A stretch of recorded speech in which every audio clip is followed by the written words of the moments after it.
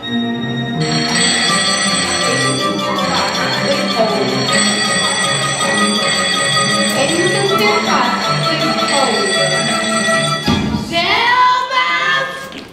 demand an explanation. Excuse me?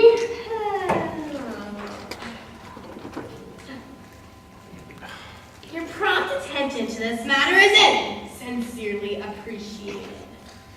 Please accept our most sincerest apologies. Yours insincerely. I'm sorry, Miss Flannery. If you're not, you will be. I'm docking you $1. $1? Insincere trust. Make it 2. Jimmy, leave me alone. Personal matter. Not on company time! Not another $1. Sincere trust. Jimmy, we have nothing more to say to each other. Still mount. I didn't ask him to call. I don't want him to call. I never want to see Jimmy Smith again. Good. Forget the boys, still mount. Get yourself a canary. No canaries in a cage for me. This canary's ready to fly free. Pop the course. Is that the man I once adored? He's nothing but an outlet rock. No one's lost.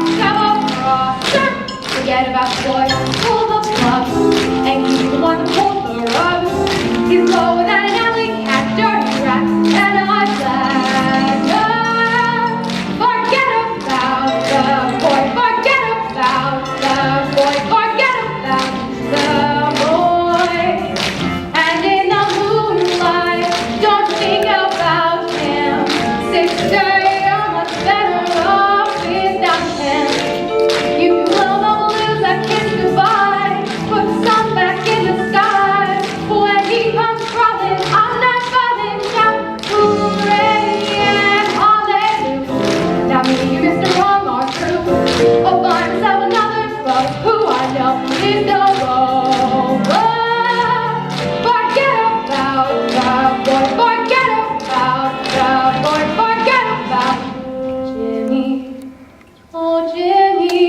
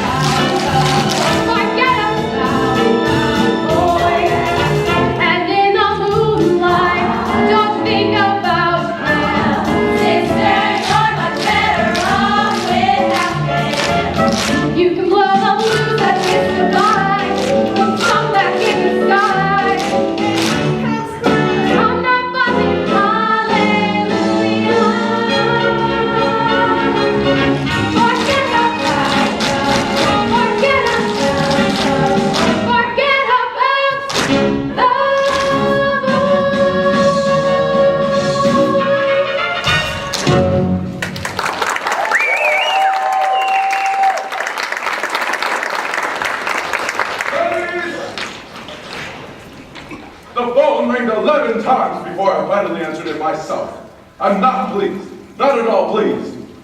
Where's Flannery? Back to work.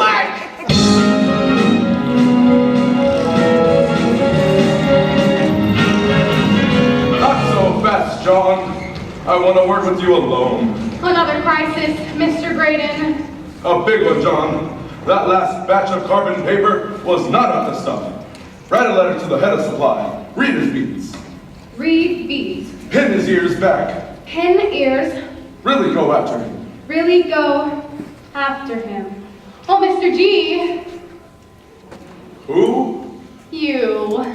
Do you have a mo? A what? A moment.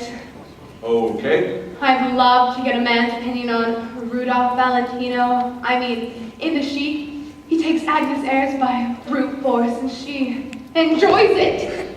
So, Mr. Graydon, what's your opinion on brute force? I'm not for it. Not for it at all. That is not what women really want today. Give them a young man they can trust. Tom Sawyer at 20. I never read Tom Sawyer. Was he sexy? He was 12. Well, if you got it, you got it. I got it! Millie, we have to talk about last night. In case you didn't get the message by my slamming the phone in your ears, let's forget last night ever happened. You can't be serious. Let her alone! She never was talked to ever again! What?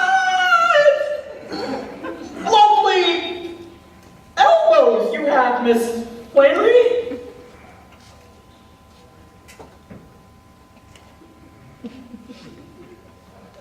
From my mother's side of the family! Us Boggs girls were noted for our elbows. Well, I can see why. My Barney was always partial to them. Then again, you and here so much alike. Get out! She never wants to talk to you ever again! Well, that can't be true. Better believe it, Mr. Man. Millie? Thank you, Miss Flannery. Hey. Hey. Millie, I hate to bother you at the office. More research on how the other half lives? I got a taste of it myself the last night. At Muzzie's party, you mean? Wasn't it heaven? Who knew how to not be plunged into the depths of Hades? Funny thing about remorse. Oh, Millie, I feel so dirty. He had this peculiar grin on his face as he went to shake my hand, only it wasn't my hand he wanted to shake. He pounds. I couldn't breathe. He takes your breath I away felt in the pit of your my stomach. knees buckled. Oh, no wonder you couldn't stop him. And as far as you knew, I was going to marry my boss. You mean you're not? I most certainly am. Oh, Miss Dorothy, promise me no man will ever come between us. As if anyone could take the place of my best friend.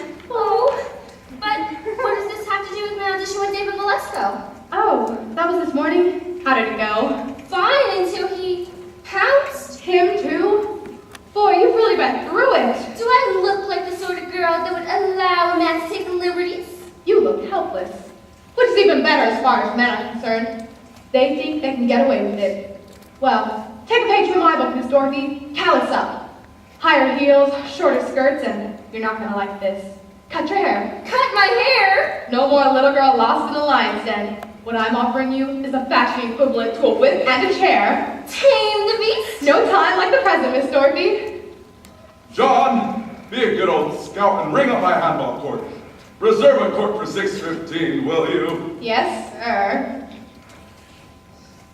Gotta work up a good sweat. Edgy in the cut, tight in the... Ah, sweet mystery of life, at last I found thee. A handball court for 6:15. Oh, I know at last the secret of it all. Handball.